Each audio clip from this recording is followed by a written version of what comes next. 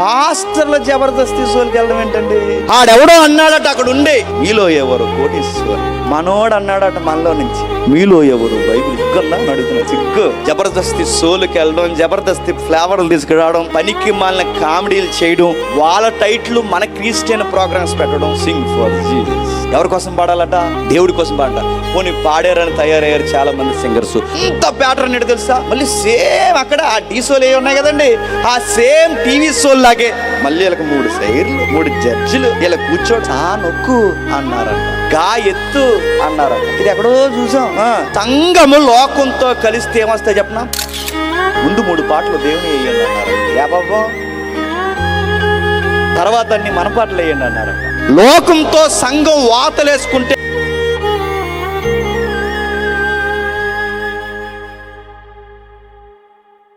కయ్యనిగడి batch మీరు చూడండి, లౌకికమైన పురోగభివృద్ధి పేరు మీద దేవుడికి దూరం జరుగుతూ ఈ లోకంలో ఎలా స్థిరపడాలి, ఎలా సుఖపడాలి, ఎలా సంగీతాల్లో మానసికంగా ఊగాలి, ఇలాంటి జీవితాలన్నీ కనిపెట్టింది వీళ్ళట. వీళ్ళందరూ భక్తిహీనులుగా డెవలప్ అవుతున్నారు.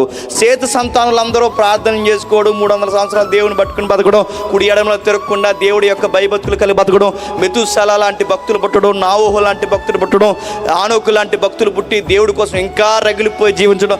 ఏల వరుసలోనేమో దేవుడు భక్తి, దేవుడు భక్తి, ఏల వరుసలోనేమో సంగీతము, చెప్పండి సన్నాయి నొక్కుళ్ళు.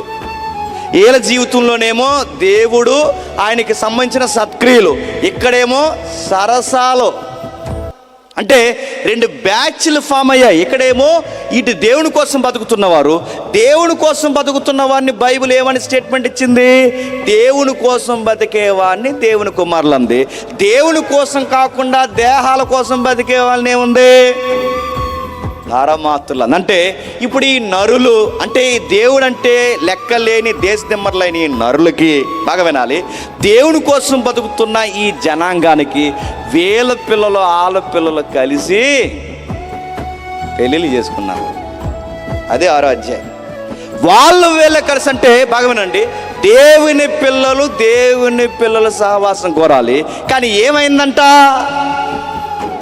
మ్యారేజెస్ ఏమయ్యట? వీళ్ళ కలిసారట. కలిస్తే ఏమైంది? వీళ్ళ కలవడమే ప్రమాదం అనుకుంటే ఎక్స్ట్రీమ్ జెండర్ డెవలప్ అయింది. విచిత్రమైన మనుషులు వచ్చారట, బలత్కారంతో నిండిపోయిందట. ఇక మంచి మర్యాద, మాటకి వందనం, గౌరవం, పక్కోడికి పెట్టడం, పక్కోడిని చూడడం, ఇలాంటివి ఏమీ లేదట. బలం ఉన్నవాడిదే రాజ్యం అంట, మాట ఉన్నవాడిదే శాసనం అంట, బలం ఉన్నవాడిదే రాజ్యం అంట. అలాంటి మూర్ఖులందరికీ ఒక మూర్ఖుడు నాయకుడు అయ్యాడు. ఆడి పేరు నిమ్రోద్. ఎవరు? ఇలాంటి వాళ్ళందరూ పెరిగిపోయే పరిస్థితులు, క్షమించండి, ఇలాంటి భూమి మీద బలత్కారులు అందరూ పెరిగిపోయారు. నిమ్రోద్ కాదు, ఇలాంటి భూమి మీద బలత్కారులు అందరూ పెరిగిపోతే వీళ్ళందరూ పెరిగిపోయిన తర్వాత ఇది నిమ్రోదుకి ముంగుర్తు. ఇలాంటి బలత్కారులు అందరూ పెరిగిపోతే దేవుడు అన్నాడు, ఈ నెఫీల జాతిని తీసేస్తా అన్నాడు, వంచనన్నాడు. ఎందుకు? సంఘము, దేవుని సమూహము లోకంతో కలిసిపోతే ఇంకెందుకండి భూమి తిరగడం? ఇప్పుడు కూడా మీరు చూస్తున్నారా, పాస్టర్ల జబర్దస్త్ సోల్కి వెళ్ళడం ఏంటండి? ఆడెవడో అన్నాడట అక్కడ ఉండి, మీలో ఎవరు కోటీశ్వరు, మనోడు అన్నాడట మనలో నుంచి, టైట్లు కొంచెం మార్చి మీలో ఎవరు బైబిల్ ఇచ్చాను. సిగ్గుందా అని అడుగుతున్నా. సిగ్గు. జబర్దస్త్ సోల్కి వెళ్ళడం, జబర్దస్త్ ఫ్లేవర్లు తీసుకురావడం, పనికి మాలిన కామెడీలు చేయడం, వాళ్ళ టైట్లు మన క్రిస్టియన్ ప్రోగ్రామ్స్ పెట్టడం. రాజమండ్రిలో ఒకటి వచ్చింది, సింగ్ ఫర్ జీసస్. ఎవరి కోసం పాడాలట? దేవుడి కోసం పాడట. పోనీ పాడారని తయారయ్యారు చాలా మంది సింగర్స్. అంత ప్యాటర్న్ ఏంటో తెలుసా?